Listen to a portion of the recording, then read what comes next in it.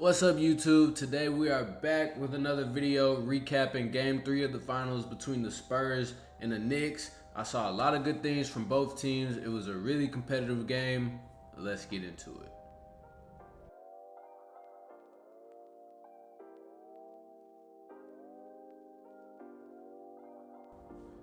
All right, so starting off, the Spurs came out as the aggressors on the Knicks home floor, which I kind of expected. They're down 0-2. They're starting to kind of get that feeling of they have nothing to lose, so they can play more free.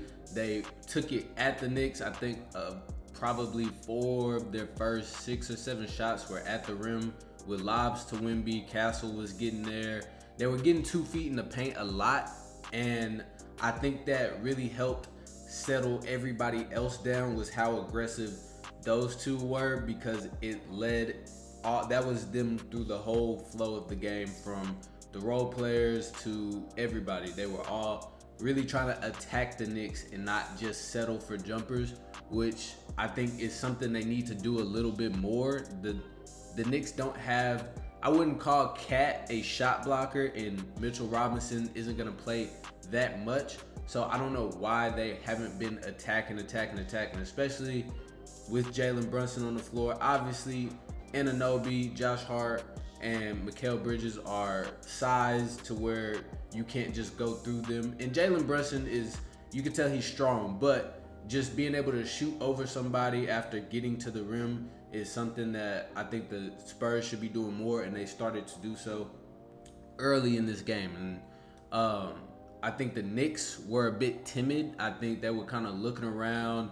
Their offense looked really stagnant, which is not what it was doing, not what they were doing in the previous 2 games. They were really moving the ball around, but it was kind of like, oh wow, we're playing in front of our home crowd in the finals for the first time in X amount of years, and they just looked like, okay, how are we gonna flow into this game? So I think those were the big differences in the starts from both teams. I think the Spurs were aggressive. They wanted to take it at them, whereas the Knicks were kind of just beating around the bush, not really getting into what they wanted to get to.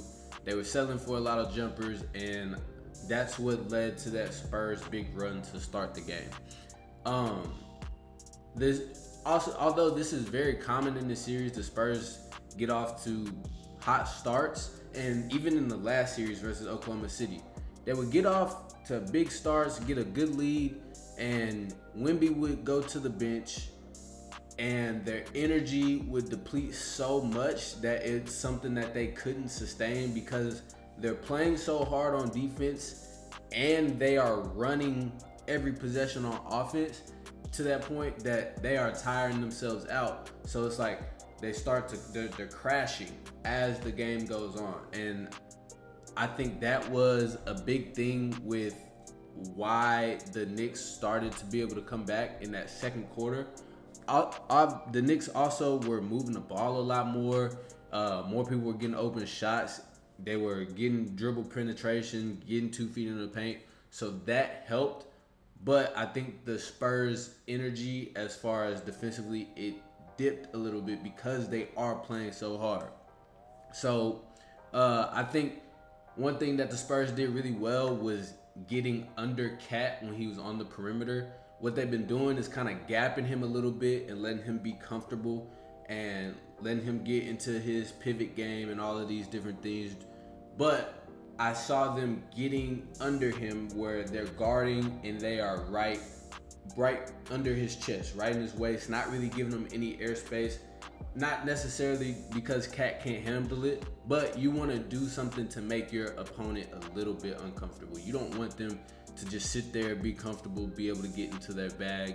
These are NBA players, the best players in the world, that will end in either a bucket or a good shot pretty much every time. So I thought having Wemby be the roamer and him guarding Josh Hart and letting whether it was Vassell or Castle get under Cat, or even Champagnie get under Cat and really force him to handle ball pressure, I think that was a big change that I like, because now he can't face up and shoot that 3. You know he wants to drive right, so that really made him kind of change his approach, and I think it started to phase him out as the game went on. Like I said, the Knicks kind of settled in midway through the second quarter. That's when I think Clarkson got in, hit a couple shots. Alvarado hit a shot. They really started to move the ball more and, like I said, break the paint. And that's where you saw that run just happening. They had Wemby closing out left and right and getting him on the move, and they were able to drive. Like Anunoby had a dunk where he pump fake, went by Wemby, went up strong, not afraid of the shot block, and two-hand dunked it, which I think is what you have to do to that Spurs defense. Like I said, you have to get him out of the paint. If you don't, it's not going to be easy pickings down there, and it shows. Like, the difference shows when they're moving the ball versus when they're stagnant. They look like two different teams, and the Spurs look like two different defensive teams. So the Knicks were, like I said, they settled in. They closed the first half really great. I think they went up like 5 or 8, something. So they went up a couple of points going into halftime. And personally, I was thinking it's the same old story. Spurs get off hot. They allow them to come back. They go into halftime down because they can't close quarters. The Spurs have not been good at closing quarters in the conference finals as well as here in the finals. They have just not been closing quarters, whereas the Knicks have been doing an amazing job of pacing, spacing, and making shots while also getting stops on the defensive end. So I'm thinking, okay, it's the same old thing. The Spurs they're running out of energy. They're not closing this half well. If they come out flat in the second half, this series is pretty much over. And the second half starts, the Spurs, their intensity is back to where it was at the beginning of the game. The Knicks were turning the ball over, I think, a little bit too much. And it was really silly, unforced turnovers. Just like not being mindful, just not taking care of the ball. Like, I'm going to throw it and not worried about what's about to happen. So I think they got a little bit too lax coming out of halftime. And those turnovers started to lead to a Spurs run. And during that Spurs run, they really locked in defensively. Again, they were getting shots in the paint. They were attacking. And the Spurs took back the lead, which is typically not something they do. Typically they get down to like down 1 or tied, and then they let the other team go on a run, which they did not this time. I think they took the lead. It was a little back and forth here and there from the end of the third and the beginning of the fourth until the Spurs went on another big run, which I have to give a lot of props to Wemby. He played very physical this game. He really kind of said he had enough. And he went out there. He was matching the physicality of the Knicks. He was attacking the rim. A lot of his shots were at the rim, and I think that really got him into rhythm, which is where you saw those threes that he hit, even the one that didn't count. Getting those easy shots at the basket, whenever you make your first couple of shots, the rim just starts to look big. As a basketball player, it just starts to widen, like, I can't miss. And a lot of Wemby's games have been starting off with him shooting contested jumpers or deep threes, things like that, to where he's not getting a rhythm. I thought this game he really came out, got a rhythm early, and it stayed consistent throughout the game to where he was locked in and able to then expand out. So I don't think his game is outside to in. I think it's inside to out. And I think once he realizes that and starts to pick his spots, that's when teams will truly have a problem with how to guard him. I thought that OG Anunoby played amazing. He was defending, he was scoring, he was fearless. I really feel like him and I would say Josh Hart too, they really came out and they tried to match that Spurs aggression. I didn't really see that from everybody else, and maybe it's Madison Square Garden. You got all the stars there. You saw pretty much the whole court side was big names, and maybe that made the Knicks shell up a little bit. I don't know, but Anunoby and Hart, I gotta tip my hat off to them. They played well.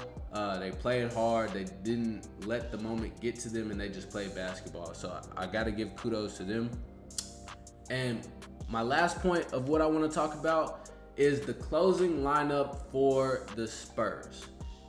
They've been having Champagnie in that closing lineup, and this time they went with Fox, Harper, Castle, Vassell, and Wemby. And what I really like about it is you have a shooter on the floor, and then you have 3 ball handling playmakers all together that can break the paint. So you saw them driving and kicking, making the Knicks get into rotation, which is something that they haven't been doing enough of, and you really showed. The Spurs got a lot of good shots, even ones that they missed. Dylan Harper got like 2 or 3 wide open threes. He just missed them. De'Aaron Fox was getting into his mid-range. Stephon Castle was still able to attack the basket, and you still had spacing on the floor with Vassell. I really like that closing lineup for them because they can also defend. You have the foot speed, you have some physicality, you got really high IQ defensive players on the floor, and I think that's what helped them keep that lead in the fourth quarter. Because as good as Champagnie is as a shooter, I think his defensive IQ, at least on the ball, isn't that great. I think he gets too top heavy and his feet aren't quick enough, so you see a lot of blow-bys, and that's what gets the Spurs in trouble when teams are able to blow by and start to get the Spurs to, okay, boom, now I gotta help, I gotta close out, he has to help me, I have to sprint here, and they're just in rotation during the whole 24 seconds of the shot clock, and then the other team still gets a good shot.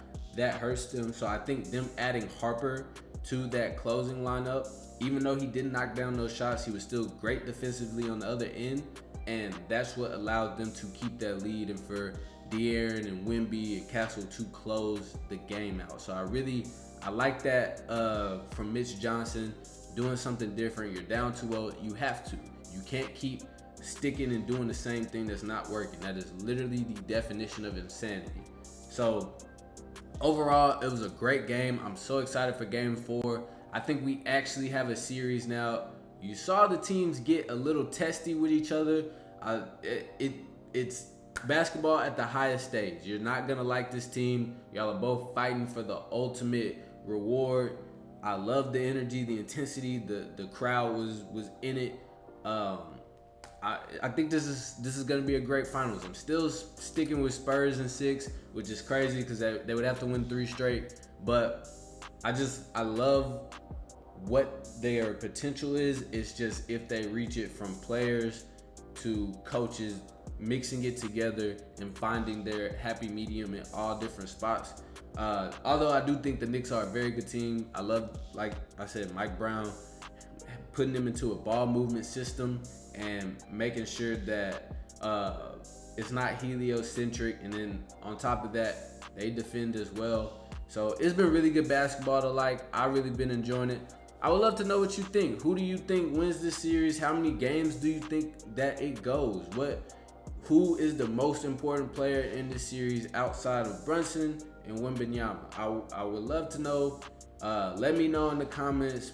Please subscribe. I'm trying to hit 100 subscribers. It would mean the world to me. I appreciate all the support, all the people that have been watching the videos. It means the absolute world to me.